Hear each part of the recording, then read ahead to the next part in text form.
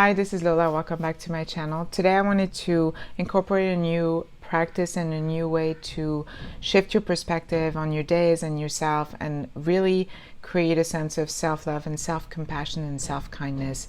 One of the reasons I'm so adamant about doing these videos is I really have found that I am such a better person because I give myself so much more love and compassion, and I've learned to set better boundaries, say no when I need to say no, and therefore just a bigger sense of peace. Now, that doesn't mean I don't have bad days, but the bad days are very different. Like a bad day in the past, let's just say I had a day where I had big feelings and I ended up doing nothing that I had set myself to do.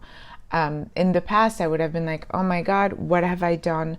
Now tomorrow I have more stuff to do, and why? And then it becomes this big mountain and you build it up in your mind and you're such a bad person. Why did you do this? You're so lazy. You're so blah, blah, blah. Why are you so sensitive? All those negative self-talks does not work. Now, what I do is I give myself self-compassion.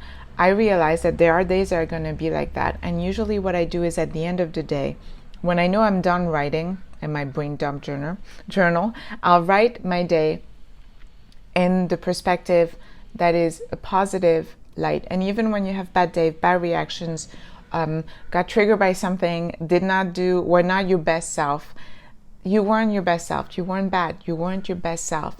And sometimes that's going to happen. And those days are there to teach you something. Like, what do you need as a person to be your best self? And those days can teach you something if you can sit down with compassion and love and self-kindness and realize why you either reacted the way you reacted or you laid in bed all day instead of doing the stuff you were supposed to do. And once you do that, once you write that down in a positive way, you're going to learn so much about what you need as a person. And it's also a forgiveness writing. Just forgive yourself. That day was a wash. Okay, do you know what that means? That means that tomorrow you'll be in better shape to do the stuff you need to do. Maybe you'll have more to do, but you'll do it better because you allowed yourself to feel the feelings, take the break. And it's really, really important to have this sense of self-love, compassion, and be able to see things in a different perspective. Again, if it helps, imagine you're talking to a friend and your friend tells you this negative stuff you're telling yourself, and you're trying to make them feel better. And write that down. And again, the writing is the cement. The thought, we have so many thoughts. You put it on paper, it also becomes a visual. You wrote it down, you gave it a little bit of power. And I'm not saying you can't write anything negative.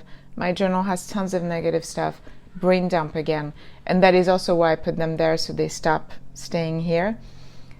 But when you do it with intention, brain dump, I'm just writing, I'm not even thinking. Sometimes I don't even finish a sentence. The end of the day writing, I'll take 3 breaths if I'm in a very anxious type of spirit that day, and 3 grounding breaths. You close your eyes, you try to tune out the sounds, or you let them pass through you. It's very meditation practice. And you take 3 breaths, breathe in through your nose, hold, breathe out. The power of the breath is unbelievable. And then you write down your day in a calm way, in a self-compassionate way. And the next day, you're ready for your new day. It's also about letting go, forgiving whatever happened that day, understanding what happened that day. Self-love is also about knowing yourself so deeply that you understand your limits. And we all have them. No one is asking you to be a superhero.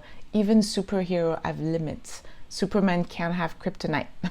So find your kryptonite so you don't have to have it around, so you can be a better person. And find what feeds you. Superman's the sun, if we're going to go back into. So do whatever feeds your soul, because it helps you cultivate this love, and you're filling your cup, you're able to fill other people's cup. The reason I've been so adamant about sharing these videos is because I've come such a long way. I'm almost I almost feel like a completely different person, and yet I realized I was always there, but I was too busy with the negative self-talk, with the people pleasing, with the going, going, going, and not taking the time. Take the time. It is so worth it. And if you have the means and you can work with a therapist, please do. I do it through Betterhelp, not sponsored by the way. I do it to Betterhelp because I started during the pandemic, and I love my therapist. We work together for a while now, and it is very nice to talk to someone. But the journaling helps me figure out stuff. A lot of the time it's collaboration. I'll go and I'll meet with him. I was like, this is what's happening. I think this is why. And a lot of times he agrees, but that's not what I need from him. I need him to tell me in his own words, and I need to have a discussion about it. That's the beauty of therapy. But the journaling, please do the journaling. It's so important. It's so good for you. And if, you don't have to do all the things I'm saying. I obviously love journaling, and I find that having a purpose on how you journal does help. So if you're not a big journaler but you want to cultivate a bit deeper sense of self-love, I would recommend all the things, all the episodes, and what was episode 3, and really just pick one. At least pick one. Do whatever feels right for you, because again, you have to figure out what feels right for you. I'm not telling you what to do. I'm just telling you what worked for me and why it worked for me and for other people. Obviously, I'm not just making any of this up. This is stuff that has been tried and true, and people have talked about it. I do a lot of research for these videos. I've noticed I did run into a video, and I'm going to talk about it because that's what I think. I don't think this is the right way, but you do you. It was rewriting the day as you wish it had happened. I can see where it could be good, but I can also see where you can miss some growth there. Take responsibility for your actions when you did not do very good. By taking responsibility, you'll feel a really big sense of calm and peace, and you'll be able to learn from it and be a better person next time you face that situation. Be kind to yourself. Taking responsibility is not saying, why did I do this? It's saying, I wonder why I did this. I could have done this better, and maybe I need to reach out and say sorry, and that will make everything better, but not for me, because those things stay with us.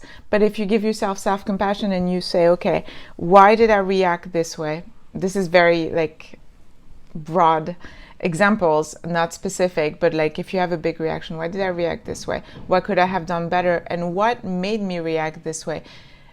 And what can I do so that I don't feel those feelings I felt? What was it? And you'll learn a lot about yourself if you go that way.